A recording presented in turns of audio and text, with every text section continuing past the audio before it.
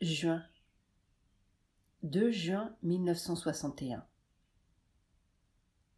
À propos d'un ancien entretien du 13 mars 1957, où Mère dit ceci. Et finalement, le meilleur ami qu'on puisse avoir, n'est-ce point le divin? Le divin à qui on peut tout dire, tout révéler, parce que c'est là qu'est la source de toute miséricorde, de tout pouvoir d'effacer l'erreur quand elle ne se reproduit plus. Le disciple s'étonne et demande un peu étourdiment. Mais quand l'erreur ne se reproduit plus, il n'y a plus de problème. C'est quand l'erreur se reproduit qu'il faudrait l'effacer. C'est le pouvoir divin, de la grâce divine, d'abolir les conséquences des fautes passées dans l'être, c'est-à-dire le karma des choses passées, quand on ne reproduit pas ces fautes. Tant qu'on les reproduit, rien ne peut être aboli, parce qu'on les recrée à chaque minute. Mais quand un être a fait une erreur grave, par exemple une faute grave, grave ou pas, mais enfin on s'occupe surtout de celles qui sont graves, ces fautes-là ont leurs conséquences dans la vie, un karma qu'il faut épuiser. Mais la grâce divine, si vous vous adressez à elle, a le pouvoir d'abolir cela, de couper la conséquence. Mais pour que cela puisse se faire, pour que la grâce le fasse, il faut que vous-même, en vous-même, vous ne recommenciez pas, que la faute commise ne se renouvelle pas. Le passé peut être complètement purifié et aboli à condition qu'on n'en refasse pas un présent perpétuel. Je l'ai dit ici en une phrase, mais je ne voulais pas que les gens croient qu'on peut continuer à faire la même bêtise indéfiniment et qu'indéfiniment, la grâce annulera toutes les conséquences. Ce n'est pas comme cela. Le passé peut être nettoyé au point de n'avoir aucun effet sur l'avenir, mais à condition que vous-même, vous arrêtiez la vibration mauvaise en vous-même, que vous ne reproduisiez pas indéfiniment la même vibration. Je sais pourquoi je n'ai pas donné d'explication quand je parlais, parce que c'était l'intensité de l'expérience. Il y a, dans les prières et méditations, quelque chose comme cela. Je me souviens d'une expérience que j'ai eue au Japon et qui est notée là.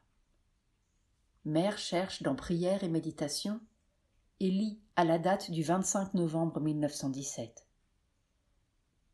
Tu es l'ami sûr qui ne faillit point, le pouvoir, le soutien et le guide. Tu es la lumière qui dissipe les ténèbres et le conquérant qui assure la victoire. C'était une série d'expériences motivées par des circonstances extérieures. Et alors je parle des pleurs que l'on verse, pas pour soi, mais pour les autres. Mère lit plus loin, à la date du 12 juillet 1918. Peu de jours auparavant, j'avais su, j'avais entendu.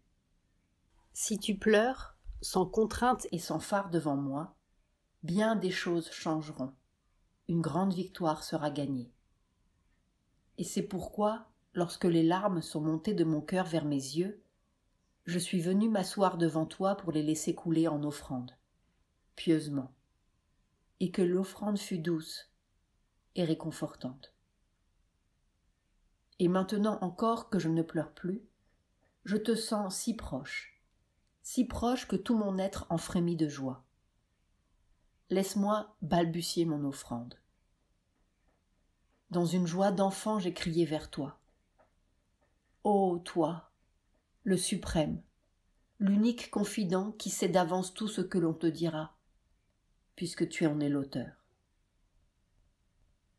Ô toi, le suprême, l'unique ami qui nous accepte et nous aime, et nous comprend tels que nous sommes, puisque c'est toi-même qui nous fis ainsi.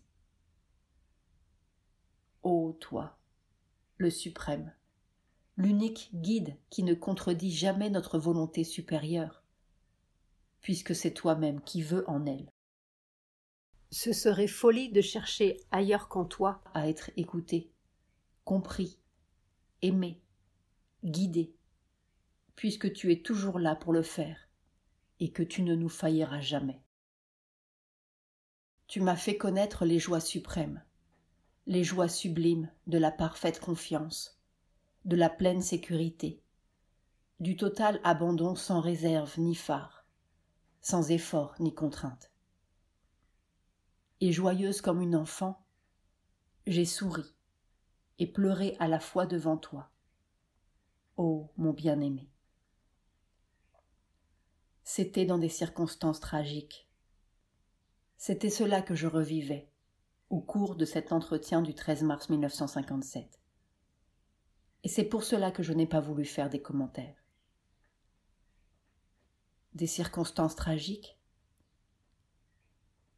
Enfin, c'était après cela que la décision a été prise de revenir dans l'Inde, que j'ai pu obtenir de revenir dans l'Inde. Il y avait toutes sortes de projets et de choses. On a même failli aller en Chine et... Oh! Mais après cela, ça a été décidé. Revenir dans l'Inde. Après le travail. D m'a demandé si cela avait beaucoup d'importance de changer l'heure de son japa. Je lui ai dit qu'on peut être obligé de changer d'heure pourvu qu'on garde sa sincérité. C'est ce qu'il y a de plus important. Ce sont des petits détails. Moi-même, n'est-ce pas, je ne peux pas le faire à des heures fixes. J'avais toujours pensé le faire entre 5 et 6 heures de l'après-midi, mais on me fait monter à 6 heures moins 10. Alors je le fais de 6 à 7. Et au fond, j'ai remarqué une chose, c'est que si vous êtes vous-même dans l'état qui convient, immédiatement l'atmosphère est créée. Et en plus, je suis tout le temps dans une sorte de... même pas une conviction, une perception absolue que tout ce qui se passe, c'est l'œuvre du Seigneur. Et alors, quand il me fait monter tard, c'est qu'il veut que ce soit tard. Et par conséquent, si je le prends bien, si au lieu de me fermer et d'être ennuyé, je dis « Bon, ça va bien », immédiatement, cela crée une atmosphère qui est très intéressante. Parce que du même coup, je vois tous les avantages de ce changement. Mais cela, il ne faut pas que ce soit mental. Il faut que ce soit spontané. Par conséquent, je lui ai dit, pour simplifier, pourvu que tu sois sincère dans ton attitude, tout va bien. Plus tard. Oh, tu sais, c'est intéressant. Je suis en train de traduire le yoga de la perfection de soi.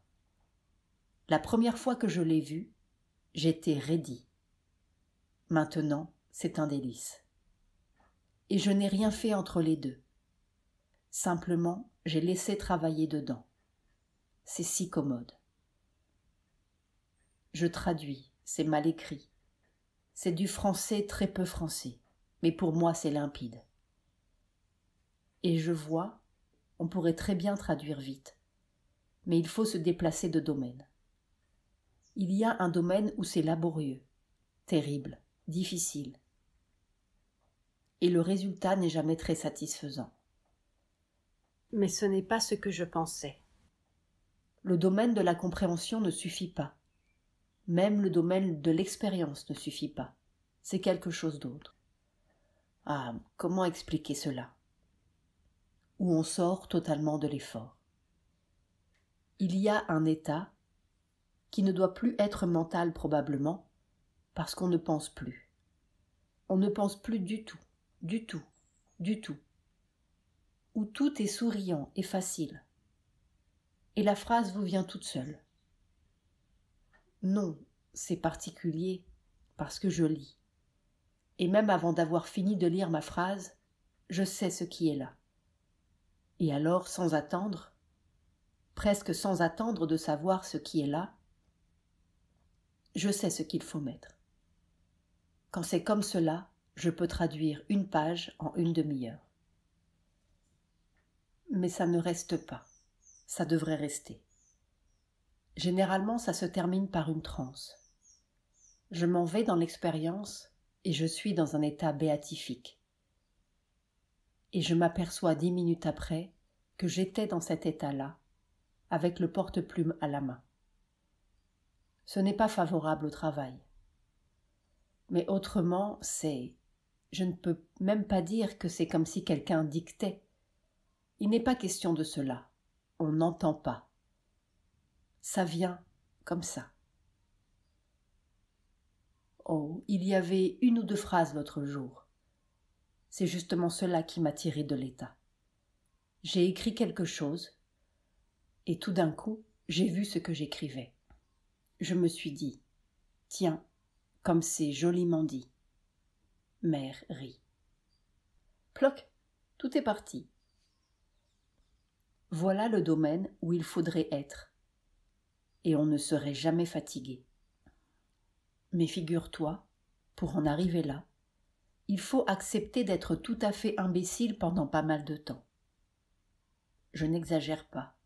Je me suis trouvée dans des états comme cela où on ne comprend plus rien, on ne sait plus rien, on ne pense plus rien, on ne veut plus rien, on ne peut plus rien. Plus de pouvoir, plus de volonté, plus de pensée, plus rien. On est comme ça. Et alors je vois, quand je suis comme ça, j'étais, parce que cela commence à s'en aller, je vois le monde extérieur, les gens comme ceux qui m'entourent, qui sont en train de me regarder et de se dire « Ah, mère retombe en enfance ». Leurs vibrations me viennent, et ça a quelquefois le pouvoir de me secouer, malheureusement. Il a fallu que je fasse un mouvement de libération de la pensée des autres. Silence. C'était une drôle de chose. Ça me prenait tout d'un coup. Je ne pouvais plus monter les escaliers. Je ne savais pas comment on faisait pour monter. Ça m'a pris aussi une fois au milieu du déjeuner. Je ne savais plus comment il fallait manger. Naturellement, pour le monde extérieur, c'est ce qui s'appelle retomber en enfance. Alors je me suis posé le problème. Est-ce que, par hasard, ces pauvres vieux dont on dit qu'ils retombent en enfance, est-ce qu'ils ne seraient pas à la frontière de la libération ? Peut-être. Mon cerveau est bon. Mère rit. Il est bon, mais mon crâne... Tu sais, il y a des gens qui vous disent votre caractère d'après la forme du crâne. Ce serait intéressant de faire toucher ça à l'un de ces gens. Mon petit, c'est une chaîne de montagnes, avec des sommets et des vallées. Il y a des creux profonds, il y a des précipices. Il y a des sommets himalayens. Et ça augmente. Ça augmente. Ah, ça augmente d'année en année. Les creux deviennent plus creux, les bosses deviennent plus bosses, et puis il y en a partout. C'est tout à fait intéressant. Pendant des années et des années, jusqu'à plus de 40 ans, mon cerveau était mou ici. Mère touche la partie antérieure du crâne. Chose qui, paraît-il, était absolument inconnue. C'était mou et ça augmentait. Geste comme si le crâne s'ouvrait. Et alors, quand on pressait là, je ne m'en suis pas occupée. Et puis tout d'un coup, je me suis aperçue que c'est vraiment comme une chaîne de montagnes. Là, Mère touche la partie postérieure de son crâne. Il y a des bosses partout, et des creux, des vallons. Très intéressant, ça augmente. Cela veut dire que là-dedans, ça doit être en train de se compliquer de plus en plus. Une fois, je suis tombée sur la tête. Et il y a eu un renfoncement. C'était même douloureux pendant longtemps. Mais depuis ce moment-là, le renfoncement est devenu de plus en plus profond et la bosse est devenue de plus en plus grosse. Je l'ai dit au docteur, parce qu'il avait été appelé.